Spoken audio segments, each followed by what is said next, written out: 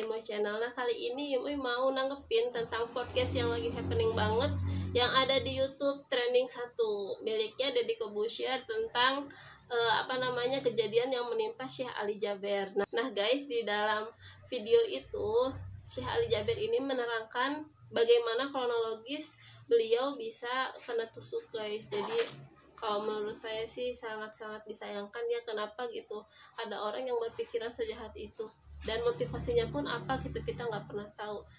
Entah masalah apa yang ada di hidupnya dia sampai dia itu tega banget nusuk Syekh Ali Jaber yang jelas-jelas lagi ada di depan-depan jamaah gitu. Jadi guys, ada sebuah acara di Bandar Lampung. Di sini kebetulan Syekh Ali Jaber sebagai tamu. Nah di sini Syekh Ali Jaber dipercaya untuk memberikan ceramah kepada jamaah-jamaah yang ada di sana, dan kebetulan juga di situ lagi ada acara wisuda.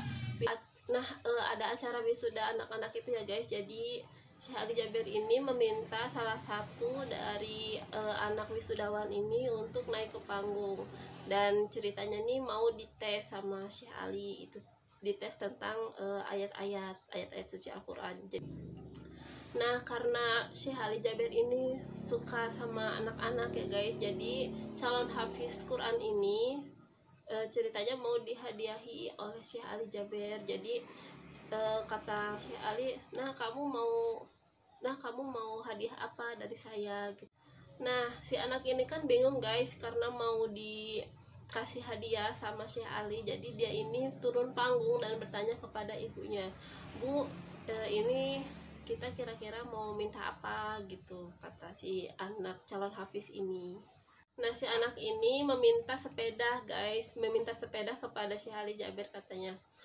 Tapi gimana, sedangkan anaknya itu, si calon hafiz Qurannya itu, dia tidak bisa naik sepeda, dan dia itu turun lagi ke bawah, bertanya lagi kepada ibunya, padahal niat hati Syekh Ali Jaber ini ingin mengumrohkan anak tersebut dan ibunya. Terus-terusan dipancing aja gitu. Jadi ya terus bertanya dan terus, "Kamu mau minta apa nak?" gitu loh kata si Ali Jabernya, padahal niatnya dia tuh ingin mengumrohkan.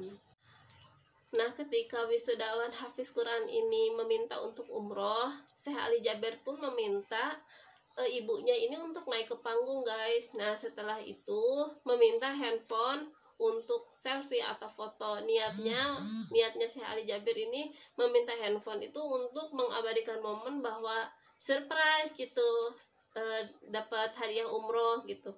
Cuman pas dipinjam handphonenya, ternyata handphonenya itu ternyata handphonenya itu full memory, jadi tidak bisa foto, tidak bisa video. Dan Syekh Ali Jaber pun ini meminta handphone kepada jamaah yang lagi ada di sana untuk mengabadikan momen gitu guys. Jadi kan Syekh Ali Jaber nggak pegang handphone, jadi meminta salah satu handphone dari jamaah. Di samping lagi menunggu handphonenya datang gitu, atau ada yang rela untuk meminjamkan handphone, ternyata, dan ketika itu tiba-tiba ada yang lari gitu, cowok kurus lah, lumayan tinggi ya, membawa pisau, dan dan ditusukannya si pisau tersebut ke tangan. Untungnya beliau seperti ini guys, jadi kalau misalkan dia tidak seperti ini, mungkin sudah terkena dada atau mungkin leher atau mungkin kepala gitu ya. Wallahu a'lam. Ketika beliau Syekh Ali Jaber ini menunggu untuk meminjam handphone dari jamaah, lagi ngobrol-ngobrol santai aja gitu guys, tiba-tiba ada seseorang yang lari dan naik ke atas panggung, tiba-tiba menusuk Syekh Ali Jaber, menusuk beliau seperti ini. Tapi dengan refleks beliau seperti ini guys, jadi langsung berdiri. Entah apa kejadiannya kalau beliau ini Syekh Ali Jaber tidak langsung berdiri atau tidak melakukan perlawanan, mungkin pisau tersebut bisa terkena leher atau mungkin bisa terkena dada atau paru-paru guys. Sangat disayangkan sekali ya kejadian seperti ini. Kenapa gitu harus ada oknum-oknum yang tidak bertanggung jawab. Nah serangan pertama ini kan mungkin si pelakunya ini mengira ini belum kuat gitu untuk membunuh beliau. Jadi serangan kedua ini beliau ingin menusukkan lagi, cuman di situ pisaunya patah.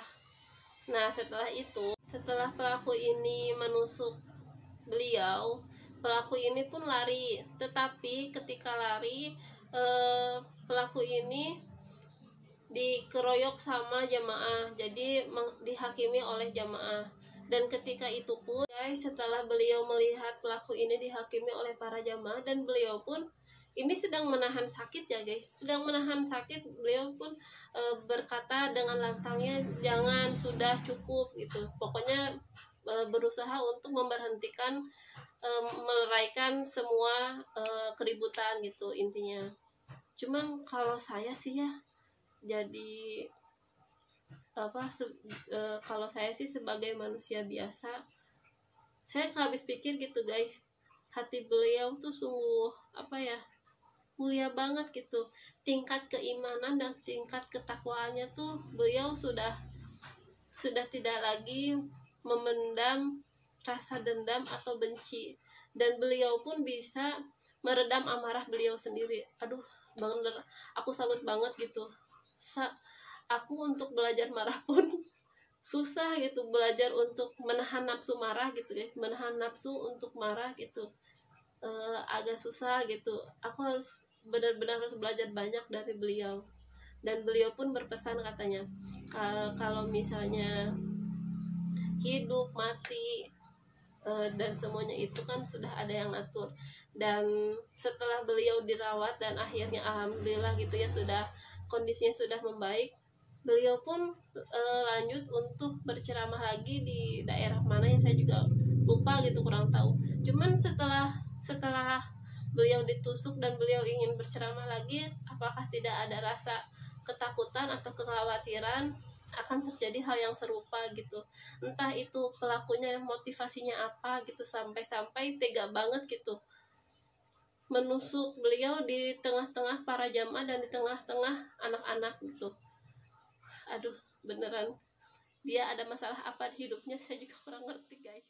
Ya, cerita aku pada konten kali ini. Kalau misalkan aku masih banyak salah atau mungkin ada yang kurang aku tahu dan mungkin ada yang salah-salah kata, mohon dimaafkan. Kalau misalkan ada yang mau bertanya, boleh kalian komen. Kalau kalian suka sama videoku, boleh kalian like. Dan jangan lupa untuk subscribe. Bye bye.